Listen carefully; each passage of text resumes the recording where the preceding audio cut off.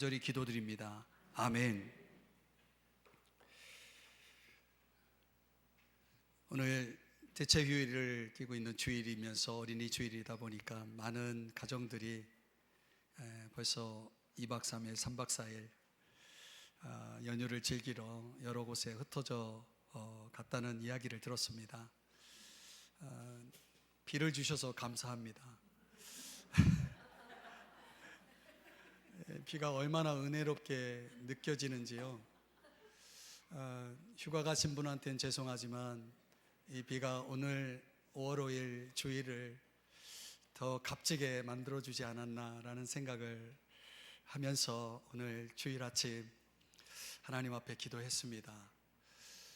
오늘 이 시간 위아셀에 계속 아이가 줄고 있습니다.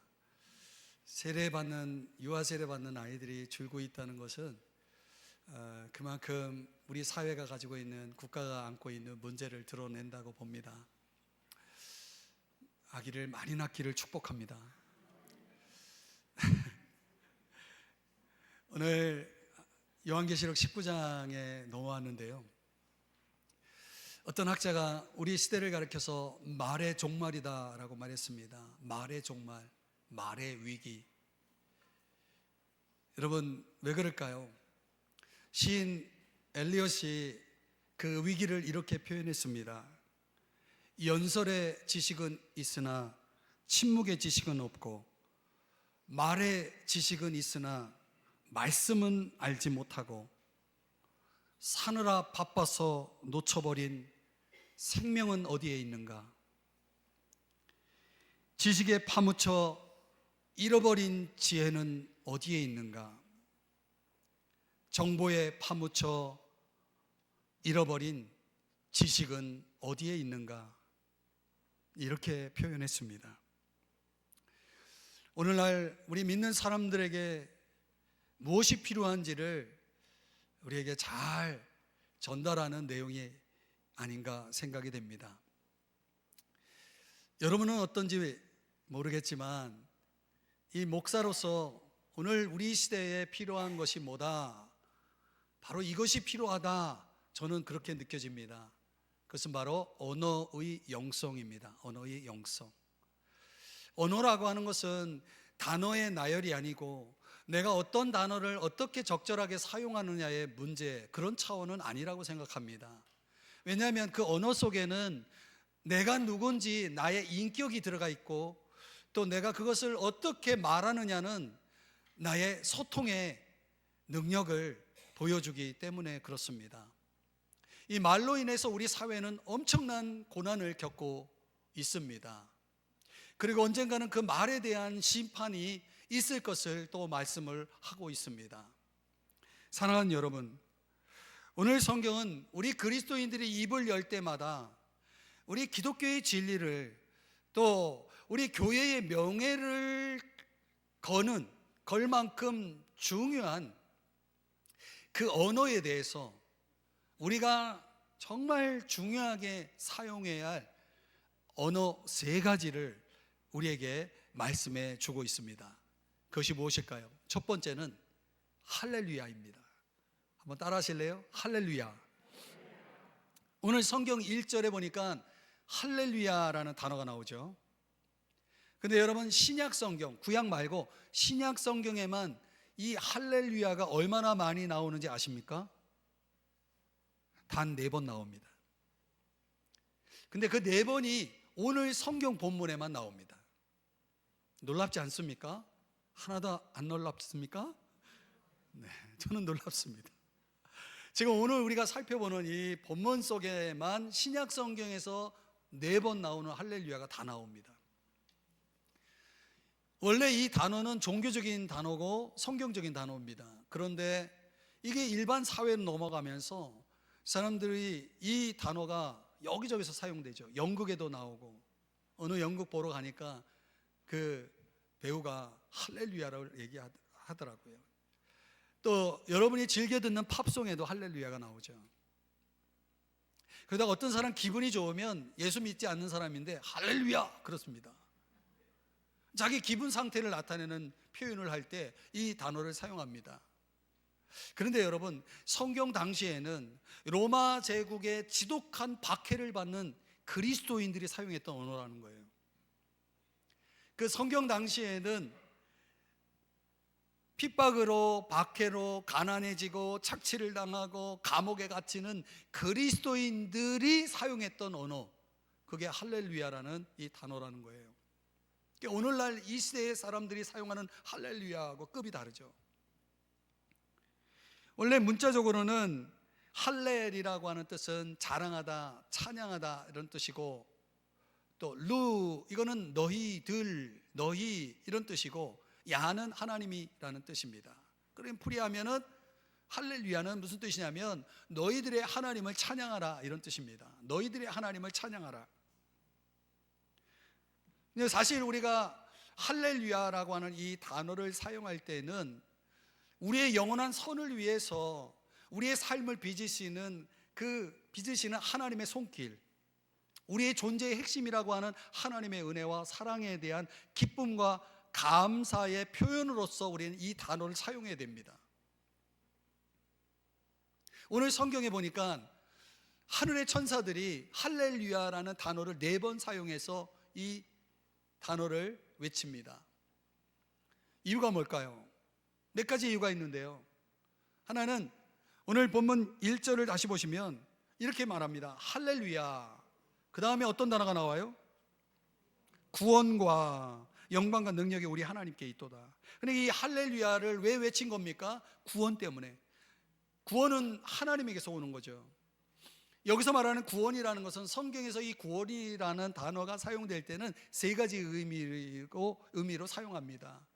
먼저 우리가 죄로 인해서 죄값으로 받아야 될 형벌을 면하는 구원, 죄의 형벌을 벗어나는 그런 차원의 구원을 과거적 구원이라고 말하고, 또 우리가 예수를 믿어도 여전히 죄의 권세로부터 우리가 압박을 받고 죄와의 싸움을 싸우게 되죠. 어떤 사람은 죄를 이기고 어떤 사람은 죄에 지죠. 그런 죄의 권세를 이겨내는 차원의 현재적인 구원, 그리고 이 땅에 사는 동안 우리는 여전히 죄와 더불어 살아갈 수밖에 없는 존재지만은 죄가 존재하지 않는 곳이 어디입니까? 천국이죠. 그 죄가 존재하지 않는 곳으로 들어가는 구원, 미래적 구원이죠. 오늘 성경에서 말하는 구원은 3번째, 미래적 구원을 얘기합니다. 그 미래적 구원이 완성되는 때가 가까이 온다는 차원에서 할렐루야 하고 있는 것입니다. 그런데 그 할렐루야라고 하는 그 이유, 구원이라고 하는 것이 가능하기 위해서 주님이 2가지를 사용하죠. 영광과 능력. 영광과 능력. 그래서 1절을 다시 보여주시면 구원과 영광과 능력이 우리 하나님께 있도다. 이렇게 3 단어를 묶어서 사용하고 있는 겁니다. 우리의 구원의 사건은 하나님의 영광, 하나님의 능력을 나타내는 중요한 사건이다. 그런 차원에서 한번 우리 스스로를 한번 돌아보시면, 여러분, 우리가 구원을 받았다는 그 사실 때문에 여러분의 마음속에 감격이 있습니까? 기쁨이 있습니까? 여러분, 이 지구상에서 일어나는 가장 큰 기적이 뭔지 아십니까? 그게 죽은 자가 살아나는 기적이에요. 이런 기적이 세상에 있습니까? 죽은 자가 살아나는 기적, 이런 기적보다 더 큰 기적이 있겠습니까? 불치병이 나았다 그러면 사람들이 놀라잖아요. 대단하게 생각하죠. 그런데 이 구원이라는 것은 눈에 보이는 것이 아니거든요. 그래서 사람들이 구원에 대한 그런 감동이나 감격이나 기쁨, 이런 것들을 잃고 살아가는 경우가 많아요. 그런데 여러분, 성경 에베소 1장 20절의 말씀해 보세요. 그의 능력이 어떻게 나타납니까? 그리스도 안에서 역사하사 어떻게 해요? 죽은 자들 가운데서 다시 살리시고. 그러니까 죽은 자가 살아난다는 것은 하나님의 그 놀라운 능력에 의해서 이루어진다라는 것이죠. 에베소 2장 1절과 8절의 말씀해 보니까, 우리 한번 이 말씀은 여러분이 한번 읽어 주시겠습니까? 시작. 너희는 그 은혜에 의하여 믿음으로 말미암아 구원을 받았으니 이것은 너희에게서 난 것이 아니요 하나님의 선물이라. 아멘. 그렇습니다. 그러니까 이 구원의 기적은, 죽은 자를 살리시는 기적은 이거는 세상의 어떤 기적보다 더 큰 거예요. 구원의 능력이라는 것은 어떤 능력보다 큰 것이고, 구원의 선물이라는 것은 어떤 선물보다 큰 것입니다. 그런 구원의 선물을 내가 받고 내 구원이, 미래적 구원이 완성될 그 순간을 바라보는 우리가 이 마지막 때를 바라보면서 해야 할 일이 뭐예요? 할렐루야, 할렐루야입니다. 우리가 해야 할 일은 그 구원의 위대한 일을 베푸신 하나님을 찬양하는 일, 할렐루야를 외치는 것이죠. 또 이 할렐루야를 하늘의 천사들이 외친 이유가 뭡니까? 심판하심 때문이다. 2절 3절에 보니까 두 번째로 할렐루야를 외치고 있습니다. 그 이유는 2절에서 그의 심판, 바로 심판 때문이죠. 무슨 얘기냐면 이 세상의 정치와 종교와 사회, 문화, 역사, 이런 전반에 대한 하나님의 마지막 심판이 끝나자 두 번째 할렐루야가 터져 나온 것입니다. 이 할렐루야는 주의 심판하심에 대한 반응이죠. 우리가 종종 살아가면서 하나님의 그 마지막 심판을 통해서 그분의 참되심과 의로우심이 드러나는 이 심판을 통해서 우리가 할 수 있는 즉각적인 반응은 할렐루야인 것입니다. 왜냐하면 살아가면서 종종 하나님께 던지는 물음이 있잖아요. 왜 악한 사람들이 잘 되고 바르게 살아보려는 나한테는 이렇게 어려움이 많은가? 이런 물음을 던질 때가 많지 않습니까? 그런데 여러분, 마지막 심판을 통해서 우리가 그렇게 의문표를 던지는, 물음표를 던지는 그 모든 불의와 그리고 부도덕, 불공평, 모순, 이런 모든 것들을 하나님께서 심판하시는 것을 내가 본다면 그 하나님의 심판을 볼 때에 우리가 즉각적으로 할 일은 할렐루야, 하나님을 찬양할 수밖에 없는 거죠. 여러분, 하나님께서 이 세상의 모든 불의와 불공평과 모순들을, 모든 악들을 심판하실 것입니다. 그것을 믿으시기 바랍니다. 그 믿음으로 우리는 할렐루야를 외칠 수 있는 것입니다. 또 오늘 성경 6절에 보니까 이것 때문에 또 할렐루야를 외칩니다. 전능하시니가 통치하시도다. 문자적으로는 has begun to reign 이렇게 되어 있습니다. 그러니까 통치하기 시작했다, 완료형으로 표현되고 있는 것입니다. 이 통치가 시작되었다는 것입니다. 무슨 얘기냐면 땅의 보좌들, 통치자들의 통치, 이 땅에서 이루어졌던 그 불의한 통치들, 그리고 짐승 사탄 왕국을 주님은 그냥 내버려 두지 않고 그것을 정복하기 위해서 통치를 시작하셨다라고 말씀하고 있는 거죠. 전능하신 하나님께서 당신의 그 주권 아래서 허용되어 왔던 악한 사람들이 악을 행하고 저 악한 영들이 막 역사하는 것들을, 지금 허용해 왔던 것들을 이제 멈추게 하고 당신의 뜻을 이루기 시작했다라고 하는 말씀인 것입니다. 그 때가 왔다는 것입니다. 그렇기 때문에 할렐루야 하는 것입니다. 시편 97편 1절에 보면 여호와께서 다스리시니 땅이 어떻게 됐어요? 즐거워하며. 이게 할렐루야입니다. 여러분, 지금까지 역사를 다스리신 하나님의 그 절대 주권, 절대 통치를 믿는 우리가 할 일이 뭐예요? 할렐루야, 찬양하는 일이다 라고 하는 것입니다. 여러분의 삶에 여러분이 사용할 이 찬양의 언어 할렐루야는 그런 의미에서 우리에게도, 하늘의 천사뿐만 아니라 우리에게도 이 언어가 가득해야 한다는 거예요. 우어치만니라는 사람이 이런 말을 했습니다. 기도가 싸움이라면 찬양은 승리의 선포이다. 여러분, 우리가 왜 진정한 의미의, 성경적인 의미의 이 할렐루야를 그분의 구원하심, 그분의 심판하심, 그분의 통치하심이라고 하는 차원의 이 할렐루야를 우리가 이 땅에서도 외쳐야 하는 이유는 그 할렐루야가 승리의 선포이기 때문에 그렇습니다.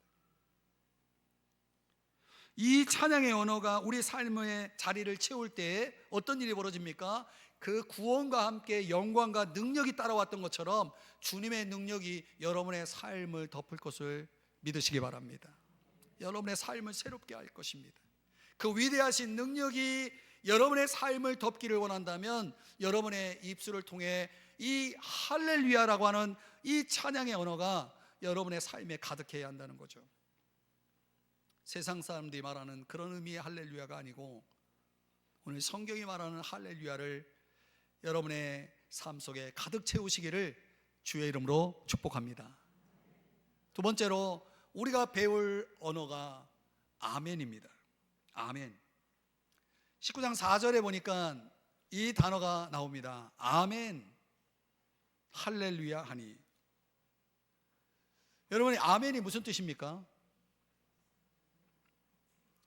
영어로 말하면 yes, yes입니다. yes.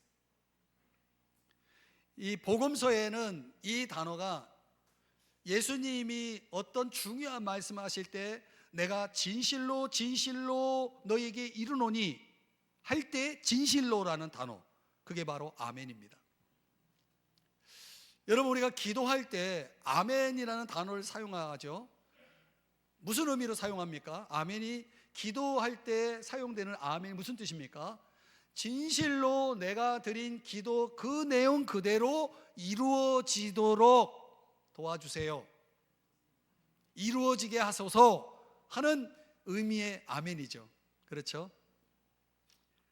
여러분, 언어가 많지만 우리가 살아가면서 사용하는 언어가 많지만 하나님이 정말 좋아하는 언어가 할렐루야고 그 다음 아멘이라는 단어를 좋아하십니다.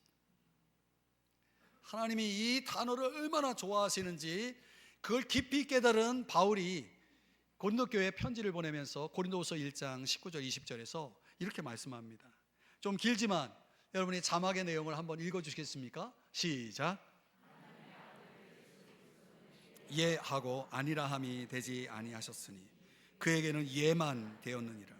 하나님의 약속은 얼마든지 그리스도 안에서 예가 되니 그런즉 그로 말미암아 우리가 아멘하여 하나님께 영광을 돌리게 되느니라. 아멘. 또 아멘 해야죠. 아멘. 여러분, 복음은 말씀은 예스, 아멘이에요. 이건 뭘 얘기하는 겁니까? 지금 하나님의 아들 그리스도도 예스, 하나님의 약속도 예스, 우리도 예스, 아멘. 이 언어들이 지금 어떻게 연결되고 있는 것입니까? 이 말씀을 통해 하나님이 어떤 분이심을 말씀하고 있는 겁니까? 하나님은요 항상 예스예요. 예수님은 항상 예스예요. 다시 말하면 하나님은 저와 여러분의 삶을 항상 긍정하십니다. 우리를 향하신 하나님은 항상 예스만 있는 것입니다. 긍정만 있는 것이죠. 그분은 우리의 삶을 제약하고 금지하고 축소시키는 분이 아니라 우리의 삶을 용납하고 자유케 하고 강하게 하시는, 우리를 긍정하시는 분이시라는 거예요. 다시 말씀드립니다. 하나님은 저와 여러분에게 긍정의 하나님이시라는 사실을 아셔야 됩니다. 그분이 우리에게 주시는 말씀도 그래서 예스입니다. 긍정입니다. 오늘 성경에 말하는 것처럼 하나님이 내게 주시는 약속도 항상 예스입니다. 예, 아멘입니다. 그런데요, 왜 우리 믿는 자들 삶 안에는 왜 이렇게 아니오가 많죠? 부정이 왜 이렇게 많죠? 하나님은 예스 하는데 나는 노 할 때가 얼마나 많습니까?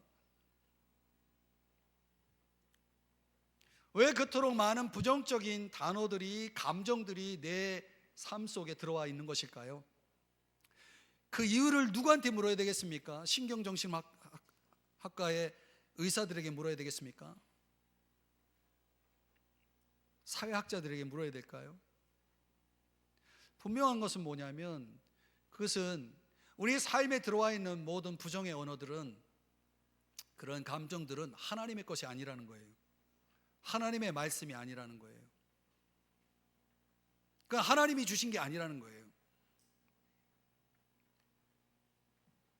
그것은 하나님의 예스에 파고든 우리의 불충함, 우리의 완악함, 어쩌면 우리의 약함에서 비롯된 것이라고 볼 수 있는 겁니다. 왜 하나님이 긍정한 걸 우리는 부정합니까? 여러분에게 묻고 싶어요. 이 하나님의 예스라고 하는 그 영역 속에 그걸 부정하는 언어는 절대 합당하지 않습니다. 제가 묻겠습니다. 하나님이 여러분에게 이렇게 말씀하십니다. 그래, 예스, 내가 널 사랑한다. 답하시라니까요. 예스입니까, 여러분도? 내가 널 예스, 용납한다. 예스이십니까? 내가 널 원한다.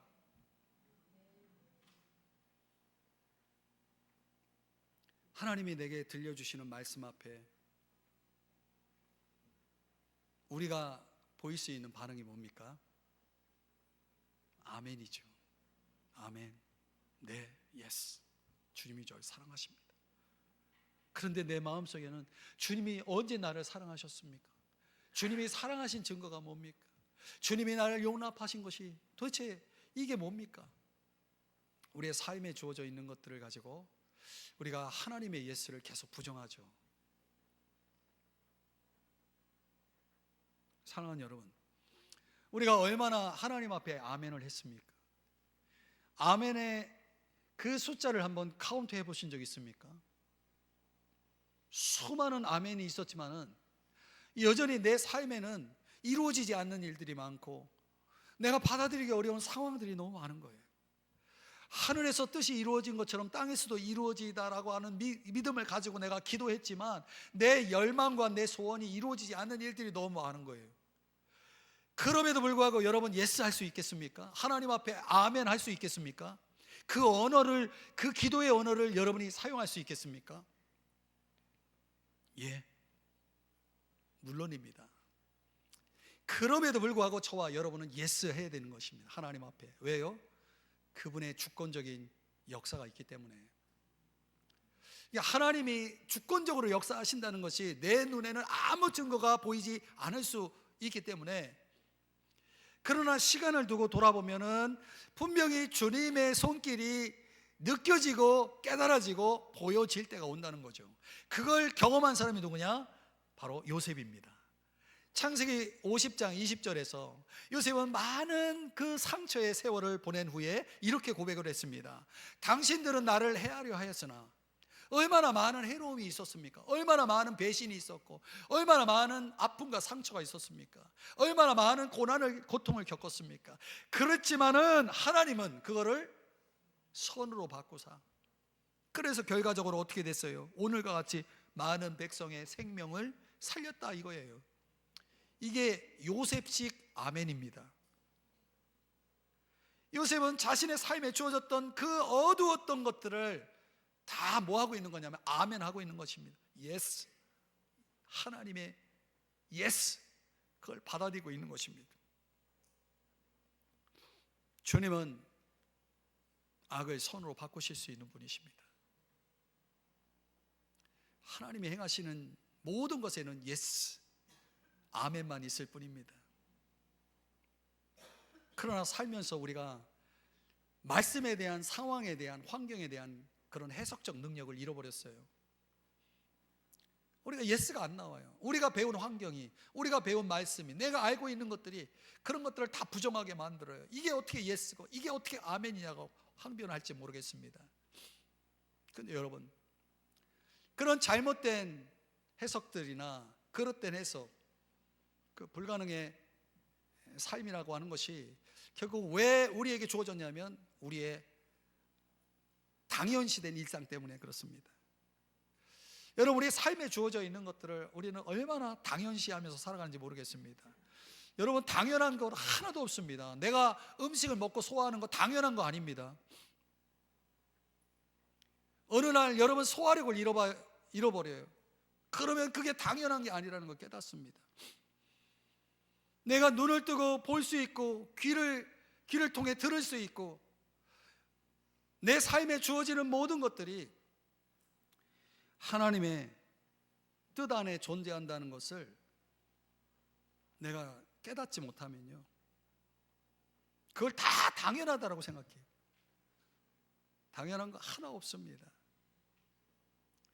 신앙의 눈이 열리는 순간, 저와 여러분이 그걸 깨닫는 거예요. 세상의 모든 것이, 내 삶에 주어진 것이 다 이게 당연한 것이 아니고 그분의 뜻 안에 존재하는 것이구나, 이걸 깨닫는 거예요. 그래서 칼 야스퍼스는 초월자의 암호를 해독하는 것이 인간의 과제다라는 말을 했습니다. 철학자의 이야기지만은 이 초월자 하나님의 뜻을, 그 암호를 해독할 수 있는 사람, 신앙의 눈이 열린 사람들이죠.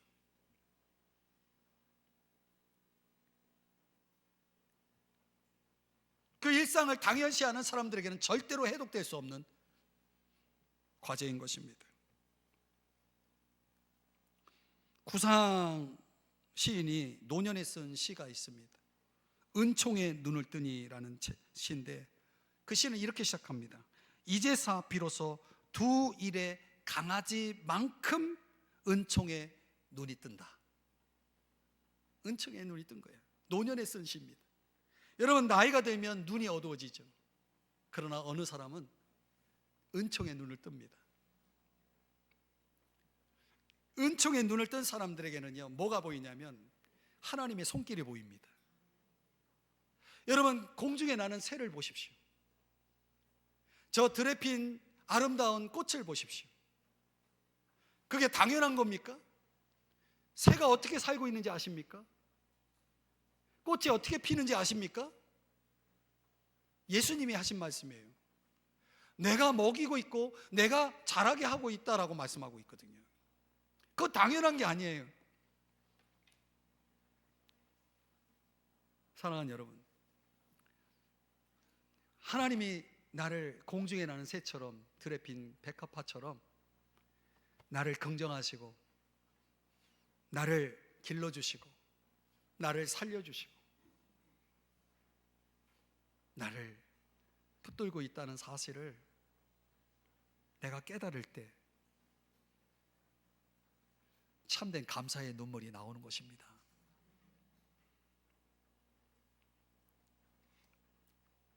눈을 떴다고 해서 변화되는 것은 없습니다. 그러나 변화되는 게 전혀 없는 것은 아닙니다. 구상시인이 그 시에서 이렇게 얘기합니다. 출구가 없던 나의 의식 안에 무한한 시공이 열리며, 무한한 시공이 열리며, 저는 이 표현이 너무 좋아요. 무한한 시공이 열리며, 출구가 없던 나의 의식 안에 무한한 시공이 열릴 때 어떤 일이 벌어졌습니까? 모든 것이 새롭고 모든 것이 소중스럽고 모든 것이 아름답도다, 이렇게 고백을 하고 있습니다. 은총의 눈이 뜨인 사람들에게 일어나는 기적입니다. 인생의 치열한 싸움으로 발버둥 치는 분들도 계시고, 삶을 초야에 던져서 무념무상으로 샬바우 여유의 인생을 살아가는 이들도 있지만, 분명한 것은 어떤 누구라도 하나님의 그 주권적인 뜻 안에서 아멘, 예스 신앙을 소유하고 살아가는 이들에게는 이 은총의 눈을 뜨게 된다는 거예요. 사물의 눈을 뜨게 된다는 거예요. 그 초월자의 암호를 해독할 수 있는 능력이 생긴다는 거예요. 그래서 그걸 통해서 내 삶에 주어지는 모든 것에도 여전히 지금은 이해되지 않아도, 지금은 받아들일 수 없어도, 지금은 내가 그것을 기꺼이 기뻐할 수 없어도 여전히 아멘, 예스라는 단어를 입에 달고 사는 거죠. 그러면 한 시인의 표현대로 신령하고 무한량한 하나님의 것 소유가 내 것이 된다는 것을 깨닫게 된다고 말씀하고 있는 거죠. 저는 오늘 이 자리에 예배드리고 있는 여러분들 속에 이 기도의 언어, 이 믿음의 언어 아멘, 예스가 여러분의 삶에 가득하길 주의 이름 축복합니다. 또 하나의 단어를 한번 들여다봅니다. 복이라는 단어입니다. 복, 여러분 좋아하시는 단어입니다. 9절 10절에 보니까 이 복이 있도다 라고 말하고 있습니다. 제가 여러분에게 묻고 싶습니다. 여러분은 복이 있습니까? 표정들이 전혀 복이 있다라고 긍정하시는 것 같지 않습니다. 나는 지지리도 복이 없다 이렇게 생각하면서 살지 않습니까? 여러분이 말하는 복이 있다라고 할 수 있는 그 근거가 뭡니까? 복을 깨달아야죠. 그래서 내가 복이 있다라고 느끼려면 그 복이 뭔지를 알아야죠. 오늘 성경에 어떤 복을 이야기하는 것입니까? 한마디로 하나님의 잔치 식탁에 초대를 받은 것이 복이 있다라고 말하고 있습니다.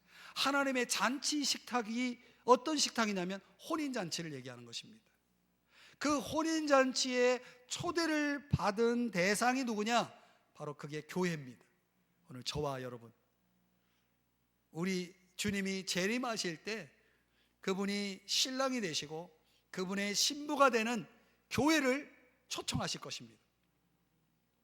그 교회는 이 땅에서 들림을 받아서 휴거가 돼서 그분의 혼인잔치에 초대 식탁의 자리에 앉게 될 것입니다. 그때 그 신랑이 되신 주님이 신부인 교회에게 보고 싶어 하는 게 뭐냐? 그게 내적인 아름다움, 인격적인 거룩함을 보고 싶어 하는 거예요. 그래서 오늘 성경 7절 8절에서 뭐라고 말씀하냐면 어린 양의 혼인 계약이 이렇고 그의 아내가 자신을 준비했다. 어떻게? 8절 다 같이 여러분이 읽어주시겠습니까? 8절만 시작.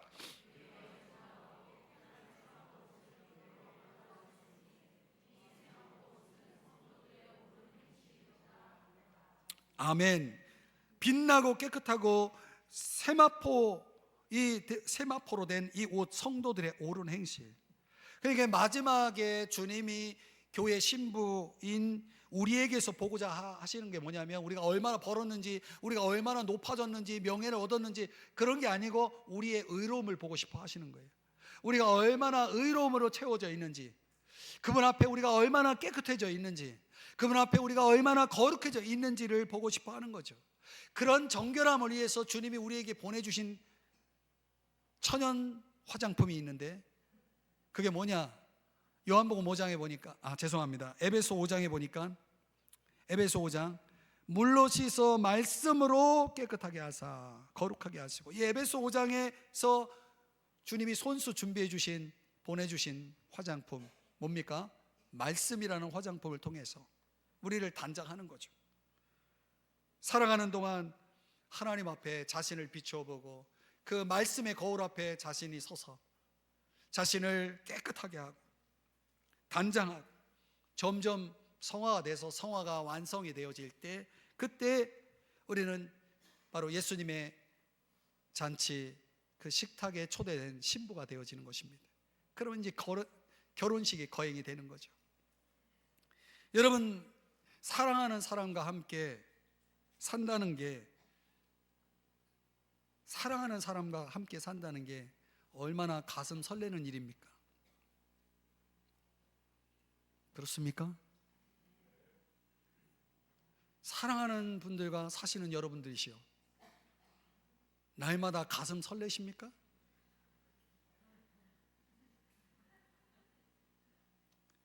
여러분, 우리가 주님을 사랑하면요 그렇게 된다는 거예요.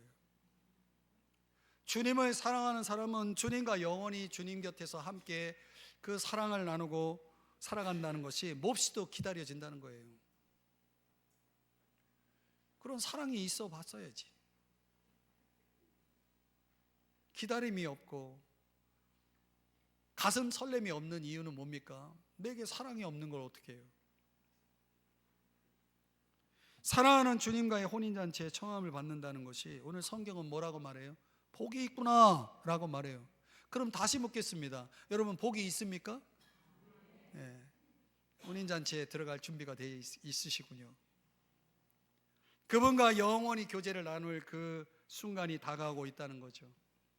우리는 복이 있는 자로서 나는 이 땅에서 내가 어떠한 형편으로 살아가든지 나는 지금 복이 있는 자다라고 여기며 스스로 고백하며 복이 있도다 라고 말할 수 있는 사람, 그날을 준비하고 그날에 참여할 자라 여러분 모두가 되시기를 주의 이름 축복합니다. 일본의 대표적 화가 후쿠사이의 일화가 있는데요, 친구가 어느 날 그에게 와서 수탉 그림을 그려달라고 부탁을 했습니다. 일주일 후에 오라고 했어요. 일주일에 가니까 2주 후에 오라는 거예요. 또 2주 후에 갔어요. 그랬더니 2달 후에 오라는 거예요. 2달 후에 갔어요. 그랬더니 6개월 후에 오라는 거예요. 계속 뒤로 미루는 것입니다. 그러더니 3년이라는 시간이 흘렀어요. 이제 3년째 돼가지고 이제 겨우 갔는데 또 뒤로 미루려는 거예요. 그래서 막 친구가 후쿠사이에게 화를 내고 말았어요. 그러자 후쿠사이가 그 친구를 데리고 이제 화실 앞에서 종이와 물감을 가지고 순간적으로 즉각 수탉 그림을 그려줬어요. 그런데 그 그림을 보니까 얼마나 퍼펙트한지요. 완벽한 수탉 그림이 생생하게 살아있는 듯한 그 수탉 그림을 그린 거예요. 그리고 자신의 화실을, 큰 방 화실을 열어 보여주는데 그 안에는 그 사방의 벽에 수탉 그림들이 가득 쌓여져 있는 거예요. 그러니까 그 순간적으로 즉각적으로 그 친구에게 수탉 그림을 그려줄 수 있었던 것이 그냥 된 것이 아니라는 거죠. 그 3년이라는 시간 동안 계속해서 그 수탉 그림의 습작을 위해서 그는 끊임없이 그 그림을 그려왔던 것입니다. 그렇습니다. 오늘 저와 여러분의 삶에도 그렇습니다. 우리가 그 아름답고 곱게 거룩한 깨끗한 신부로 단장되어 준비되는 것이 하루아침에 되는 것이 아닙니다. 끊임없는 오랜 훈련들이, 과정이 있어야 되는 거죠.